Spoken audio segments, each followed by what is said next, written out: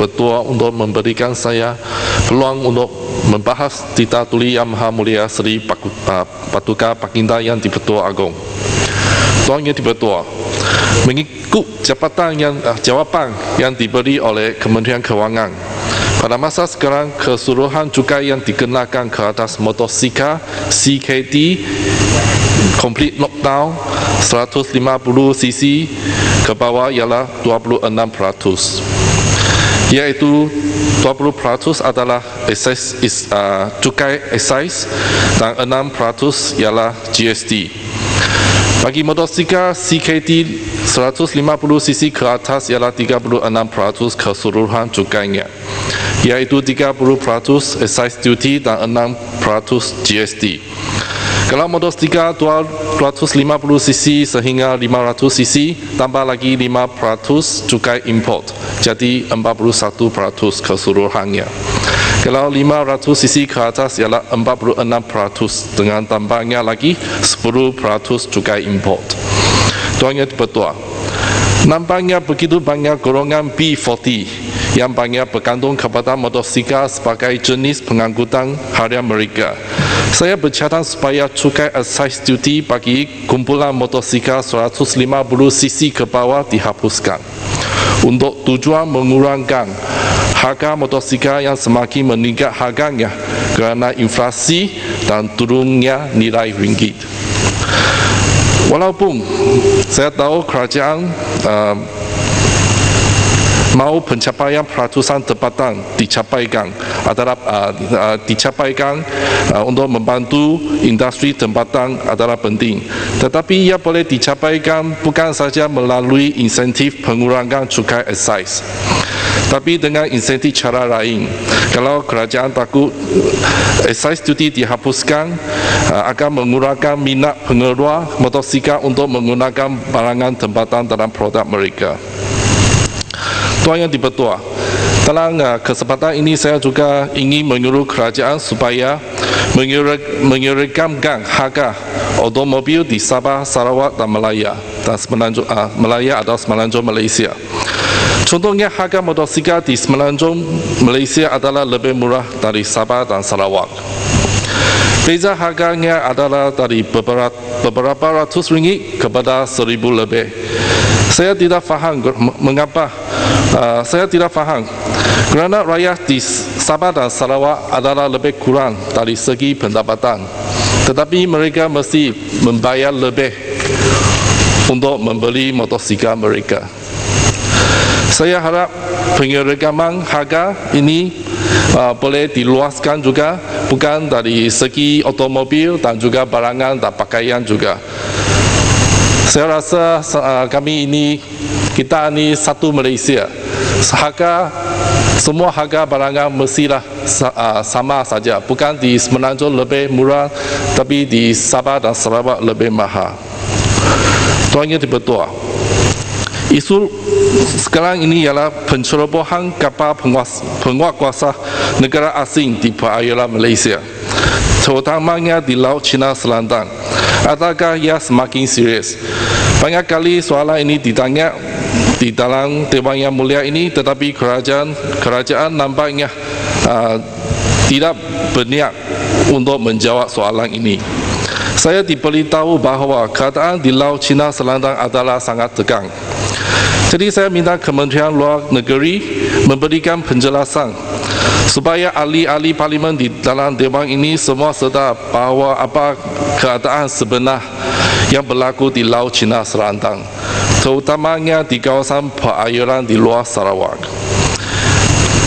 Di internet ada menyebarkan satu berita bahawa seorang penyelam Cina telah mensimpan satu tugu kedaulatan di bawah air di kawasan Zhengzhou,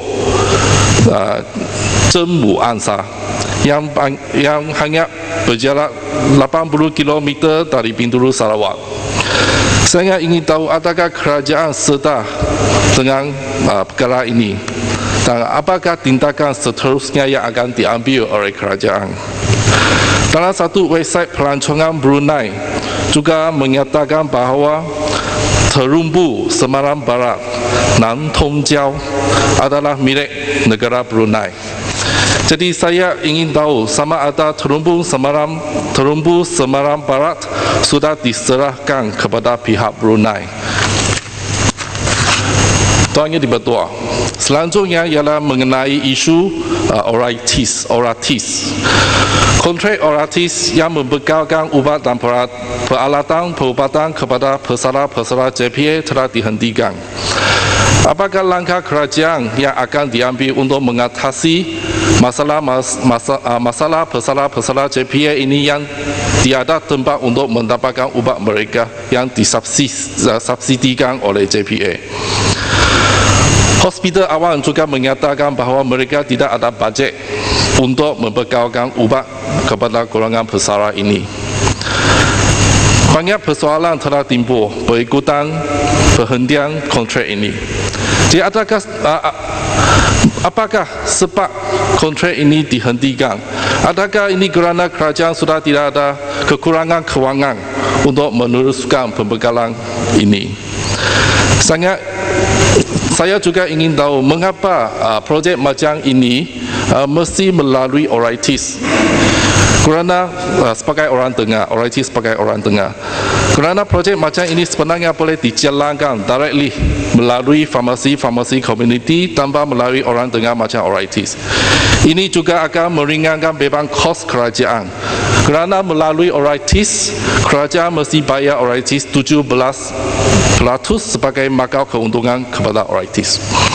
Tuan Yang Dipertua, saya tidak bersetuju dengan keadaan kaedah kerajaan ini kerana ini seolah-olah nak menjaga kroni barisan nasional seperti Oratis saja.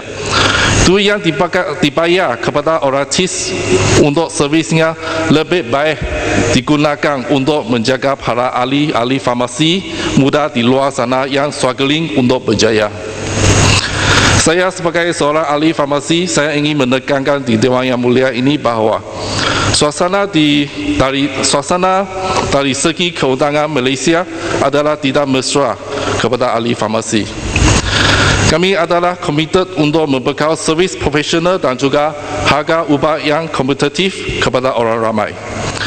Tetapi para pesakit tidak diberi peluang untuk mendapatkan ubat yang lebih murah dari kedai farmasi, terutamanya ubat grup B, kerana doktor tidak mengeluarkan prescription kepada pesakit. Jadi, satu pintaan undang-undang supaya doktor diwajibkan untuk mengeluarkan prescription kepada pesakit adalah penting supaya pesakit mempunyai pilihan untuk mendapatkan ubat yang lebih murah dari farmasi. Untuk penyakit kronik seperti hypertension, asma, diabetes dan sebagainya, prescription untuk pembekalan 3 bulan haruslah dikeluarkan oleh doktor kepada pesakit. Biasanya doktor follow up period adalah 3 bulan. Kalau tiap bulan pesakit balik berjumpa dengan doktor hanya untuk mendapatkan ubat, dia perlu membayar consultation fee setiap kali berjumpa dengan doktor. Ini juga amat membebankan rakyat. Jadi saya harap kerajaan boleh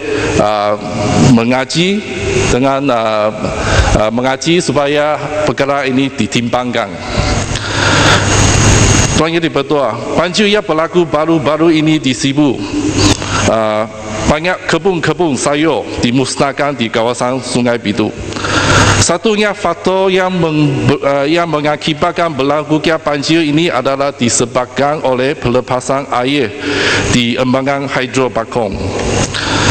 Saya rasa ini adalah sebahagian dari tanggungjawab kerajaan persekutuan supaya memberikan sedikit bantuan jenis wang tunai kepada pekebun sayur ini. Saya harap kementerian berkaitan boleh memberi jawapan supaya adakah kerajaan berhasrat untuk memberikan bantuan jenis wang tunai kepada pekebun sayur ini. Tuan Yang Dipertua, akhir sekali saya ingin sentuh dengan pendaftar pengundi di Sibu. Pendaftaran pengundi di Sibu adalah amat susah. Di UTC Sibu, UTC Sibu tidak ada penjabat post office. Jadi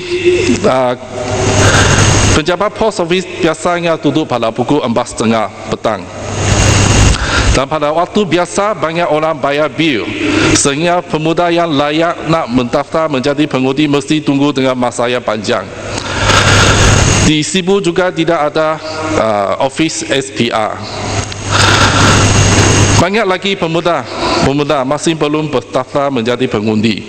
Bukan mereka belum politically aware, tetapi tidak ada masa dan tempat untuk berdaftar.